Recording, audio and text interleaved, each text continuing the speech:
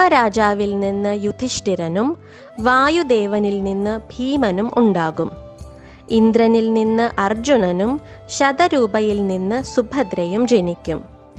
സൂര്യനാരായണൻ കർണനായും അശ്വിനി ദേവന്മാർ നകുല സഹദേവന്മാരായും ധാതാവ് ബ്ലാഹികനായുമാണ് ജനിക്കുക. അഗ്നിദേവനിൽ നിന്ന് ദ്രോണനും കലിയുടെ അംശമായി ദുര്യോധനനും ചന്ദ്രനിൽ നിന്ന് അഭിമന്യുവും ശിവനിൽ നിന്ന് അശ്വത്ഥാമാവും ഉണ്ടാകും എന്നിങ്ങനെയും ഭഗവാൻ അരുൾ ചെയ്തു.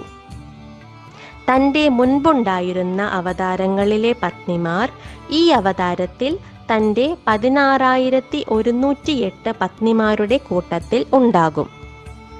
ബ്രഹ്മാവിനോട് ഇത്രയും പറഞ്ഞതിനു ശേഷം ഭഗവാൻ യോഗമായയോട് ദേവകിയുടെ 7ാമത്തെ ഗർഭത്തെ വസുദേവ പത്നി